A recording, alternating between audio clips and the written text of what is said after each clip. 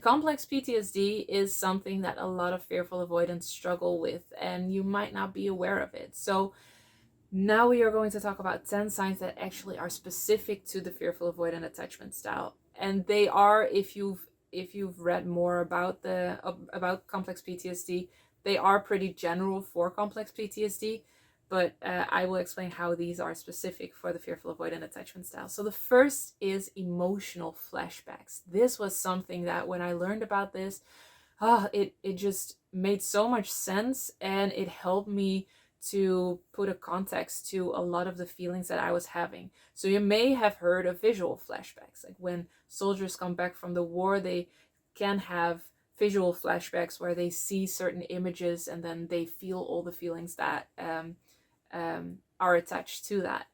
There is also a thing called emotional flashbacks where you don't see any images, but just the feelings rush back in. And this is so confusing because it might be that you are with your partner and nothing really is going on, but they say something or they do something or they look a certain way. You don't even really consciously notice it. But all of a sudden, you are just overwhelmed with all of these emotions and feelings.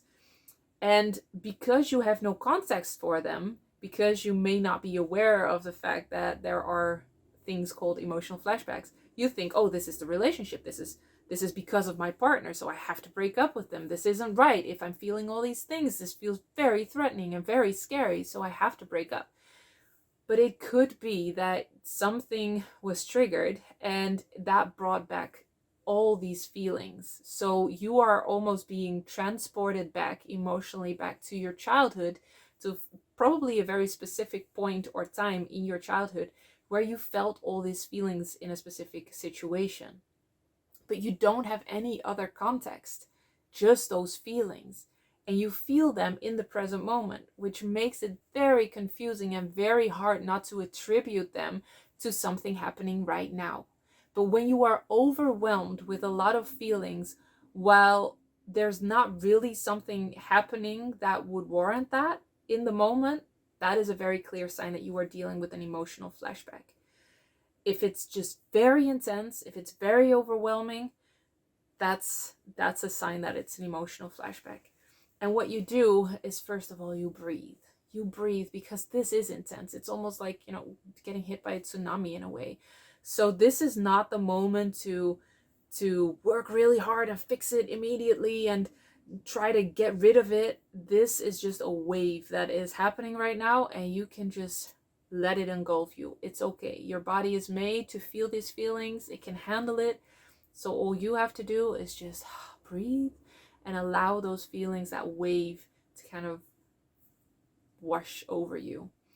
And when you start doing that, you will notice that these emotional flashbacks become way less scary, because in conjunction to having emotional flashbacks, a lot of fearful avoidants have learned that they are not allowed to have negative emotions. So now you have this wave of emotions that don't feel really good, and the panic that comes with feeling negative emotions, that you are not allowed to have them, and all the negative associations around that. So breathing through them, that's the first. And then just allowing yourself to ask yourself, okay, what am I feeling exactly, and from when is this? And sometimes just an age pops up. I was 7, or I was 3, or I was 0. That happens. Or I was 10. And you don't have to really search for it.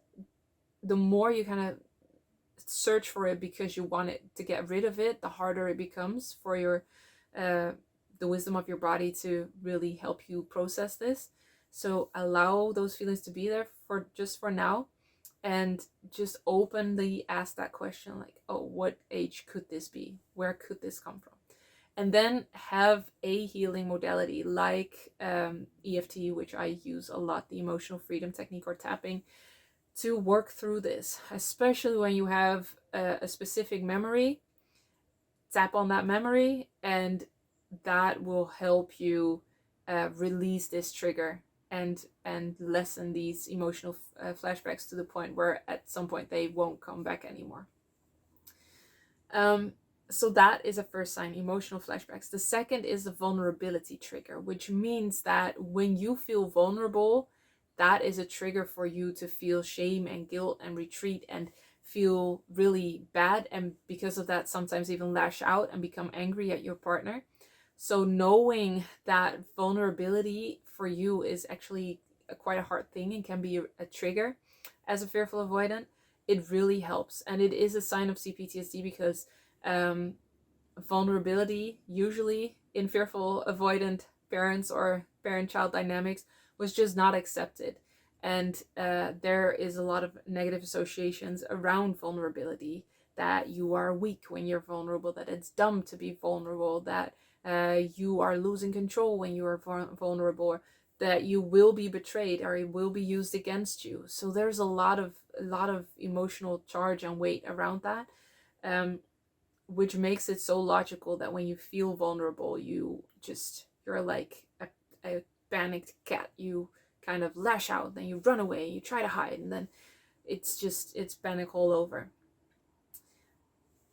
Then a third sign of CPTSD is high breathing and constant stress. So when you when your childhood was surrounded by a lot of stress and a lot of chaos, it makes sense that your body was tense a lot of the time. And when your body is tense, you tend to breathe higher in your chest. But also, when you have experienced a lot of pain, physical pain, emotional pain, your body is not really a safe place for you to be. And for the ones that is true for, they tend to also breathe higher in their chest.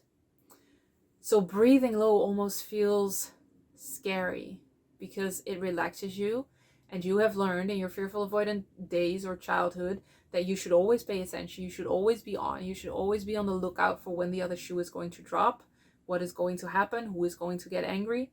And so you won't allow yourself to relax, but also you won't allow yourself to be in your body, because your body is where all the negative feelings happen, and you are not allowed to have negative feelings. But because you are already constantly stressed, probably being so hyper vigilant, you breathe higher. And when you breathe higher, you kind of reinforce to your body and your fear brain, oh, something's wrong, something's not right, I'm breathing high. And then you become more tense and then you breathe higher. So the way to kind of break that cycle is to breathe lower, but be aware that that might be hard for you, and it might be hard to actually feel that relaxation, and your fear brain's like, no, no, no, no, what are you doing, come on, you have to pay attention, you have to pay attention. So knowing that and then working through it and saying, no, I'm safe now, I'm a grown up, I'm not in that situation anymore, that can really help. And otherwise, there's EFT, the emotional freedom technique, to really help you release all of this. Then the fifth sign of CPTSD is a very common one, in hypervigilance. I already mentioned it, and that means that you are scanning your surroundings all the time for things that are wrong, that could go wrong, that could potentially in the future go wrong. And it feels like those are death threats, all of them. So whenever something bad happens or something out of your control happens, that would mean that your world falls apart. Everything just goes awry. And therefore you are just paying attention all the time, and it's very hard for you to really relax and be in the moment and be present and enjoy. There will always be this ping, this little voice or alarm system that will say, oh yeah, okay, that was fun, now we have to pay attention again. And so you start worrying. That is a very clear sign. Or you start thinking, oh, what is wrong here, I'm not feeling right, so there must be something wrong in my environment, with my relationship with my partner, even though there might be nothing wrong. Then the sixth sign is not allowing yourself to relax at all. So you may feel like sometimes you're relaxing when you're watching a movie or Netflixing away, but there is a difference between truly relaxing your body and distracting your body, distracting your fear brain. And what a lot of fearful avoidants notice, people with CPTSD, is that they have a really hard time truly relaxing their body. So I used to really dislike yoga meditation, all of those things, because it was just too relaxing. If meditation music would come on, I would kind of get antsy already. I would not be able to do it. And that's a sign that you have a really hard time relaxing. You rather not relax because that feels safer. Then waiting for the other shoe to drop is another sign of complex PTSD. You are always on edge that if things are going right, there is gonna be something that's gonna go wrong. The other shoe is going to drop, but when is it going to happen? And what happens is that when things are good, you actually get more anxious because you're like, oh, this is going good, this is feeling good, this is going well. When is it happening? When is it happening? And that not being in control of when the other shoe is going to drop can cause you to sabotage things so that you are back in control. So you make the other shoe drop because control feels better than the insecurity and not knowing of when the other shoe is going to drop. Does this make sense? I remember when I was young and my father could get very angry inconsistently, and I never knew when.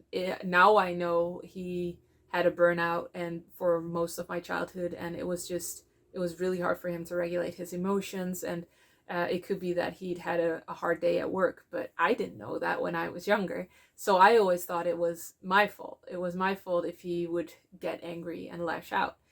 And I remember when I was about 8, 9, 10, that when things were going right, like he is a wonderful father still, and he could have had these moments where he was just happy and the life of the party, or just very present, and I would just get anxious, like now I have to do everything perfectly so that he won't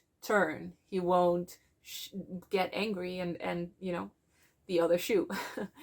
And I remember some situations where I would actually sabotage, so I would make him angry just to have that control back, just so that I knew what I did wrong and it wouldn't happen while I was blissfully unaware and actually enjoying the time we had together.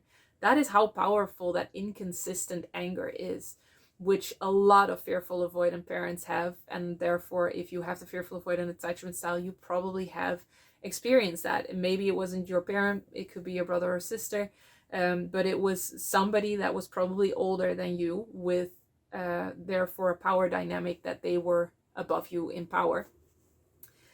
Which made it very scary that they could get angry out of nowhere or very judgmental or critical out of nowhere. And so you sabotage it and you create that anger just to have that sense of control back. Then another sign of complex CPTSD, complex PTSD, specifically for fearful avoidance, is relationship OCD. And this means that you have a need for control over your relationship, but in the way that you want to control your feelings. So you are obsessively thinking about, do I feel enough? Am I in love enough? Do I love them enough? What if we break up in 10 years and we'll have children, and then I find out they aren't the one, and then I have to hurt them and my children, and it's just, that's too much. So there's a lot of doubts and a lot of obsessive thoughts around your relationship and around your feelings, and you just want to make sure that you are doing everything absolutely right and that your relationship is perfect, so that never anything can go wrong, or you can mess up, or you hurt other people. And this is very typical for the fearful avoidant attachment style, because relationships are just hard for you, and you want to do everything so perfectly. So when your relationship is actually healthy and you can't project the doubts and the insecurities on, oh, are they going to leave me? Are they really into me or not? You know that they are there and they are into you and that they're healthy. That's when it starts to project on your feelings. Do I love them enough? Shouldn't I love them more? How do I know this is the one? So relationship OCD can definitely be a sign of complex PTSD when you have the fearful avoidant attachment style. And then suppressing all your feelings and emotions. For a lot of fearful avoidance growing up, emotions and feelings were not safe, not at all, because they weren't safe for your fearful avoidant parents to feel. So when you would feel all those emotions, they wouldn't know how to handle it. They would feel like they were losing control, and therefore they were trying to control your feelings. So you have been suppressing your feelings and emotions for so long, which makes it so hard to actually process everything that has happened when you were younger, but also everything that has happened now. And it's kind of like that's boiling up and up and up, like one of those fast cooker pans with just so much pressure inside, and you feel like you're going to burst, but you have no idea how to handle that because you never learned how to. And I remember being at that point and feeling like I was going mad. I was going crazy. Like if I let all of this out, I have to be institutionalized. I literally thought that was a big fear I had actually at some point. And then I came across EFT, the emotional freedom technique, and I learned that you can actually release emotions. You can let them go. And that was just finding that out was just such a huge sigh of relief in and of itself. And then I learned that your core, your true self, is actually love and peace. So the more you let go, the more you get to that core of love and peace. And that was just, that was bliss. And that turned out to be true actually. So the more you release, the closer you come to that core of love and peace. And then the last one is feeling like you have to perform socially. So that is also a form of complex PTSD. If I see somebody that is really trying their hardest to do the right thing, say the right thing, and second guessing what they are saying, and just being very self-conscious, I always just want to give them a hug and say, it's all right, it's okay, you don't have to perform, we want you here anyway, anyway you are. But also it can be a sign of complex PTSD where you were just criticized and judged so much when you were a child that that's just you think that's normal, you think everybody does that. And this can definitely be made worse by being bullied. But usually the foundation, not always, but usually the foundation is laid even in younger years in attachment styles. So yeah, that can definitely also be a sign of complex PTSD. So these are 10 signs of complex PTSD specific for the fearful avoidant attachment style. As always, when you recognize any of these signs in yourself, all I want for you is to be like, oh, so that's why I work the way I do right now. It doesn't mean that you will have this for the rest of your life. It really doesn't mean that, because you can heal all of these. You can heal any of these. If you have the right healing modalities, anything is possible. Anything is possible. EFT is a super powerful tool, which I use a lot. I have videos on that on my channel.